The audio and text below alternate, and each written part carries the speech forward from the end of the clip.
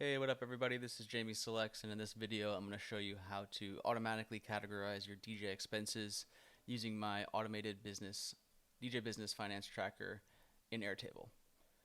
Cool, so let's jump in. So the first step you're actually going to do is download the transactions for an entire year, whatever time period you're trying to categorize the transactions for, from your DJ business card.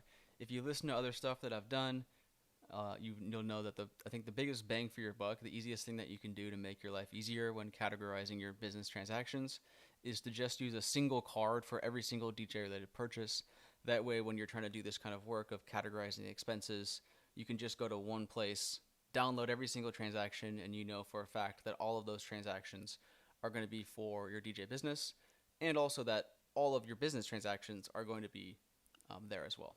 So, assuming you did that, let's go ahead and jump into the automation. So once you've downloaded the transactions, you're going to want to upload them into a CSV, and you're going to want to place them in a particular order.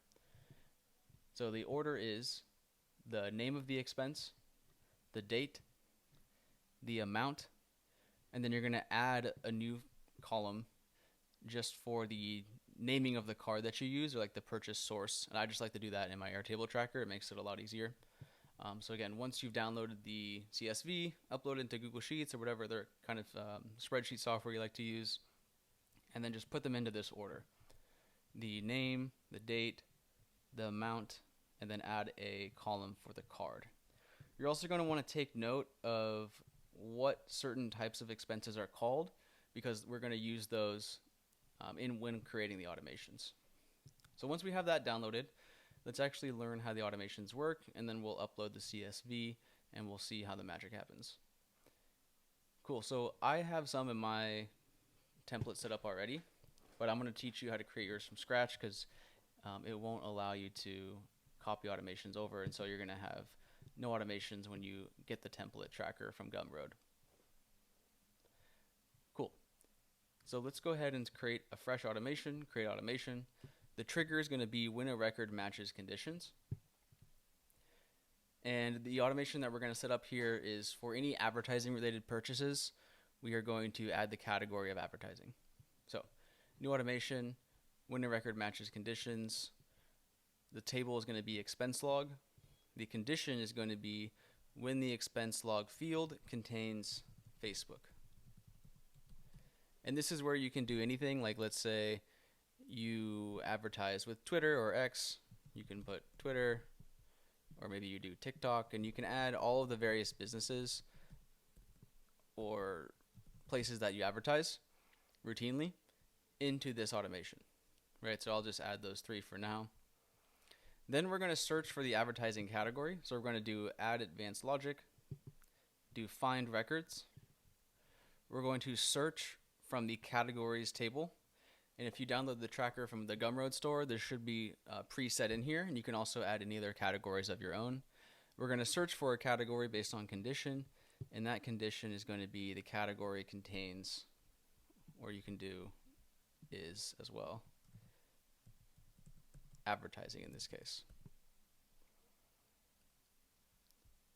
And then we're going to apply it to the specific expense that comes in. So you're going to want to do update record. You're going to want to select the expense log table this time, because that's where the expenses are going to be living. For the record ID, you just hit the plus button and say Airtable record ID. And then on the fields, you're going to choose the expense category. In the expense category field, you're going to hit the plus. You're going to be using the records from the previous step. So you hit find records, and then scroll down to where it says make a new list of, and you can write field values, and then just make a new list of category.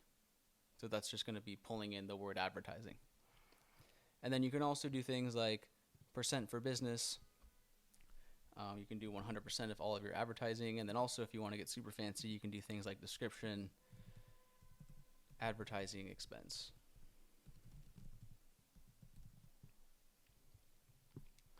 And then we can name the automation, add advertising. Cool. And then we can turn on the automation. So I just added that as an example. I don't actually know if I have any advertising in the CSV I'm going to upload, but just to show you how the other ones I have set up, I have one for music, and then you can, all of the places that you buy music, you're going to want to add here. So this is in the first step. Then you're searching for the music category, and then the update record saying you're pulling in the same thing. You're pulling in the music category, 100% for business, and then let's just update a description here. You can say like music for DJing. And so you're essentially going to create an automation like this for every single category that you have within the categories and totals fields. So this is for like expenses that happen routinely.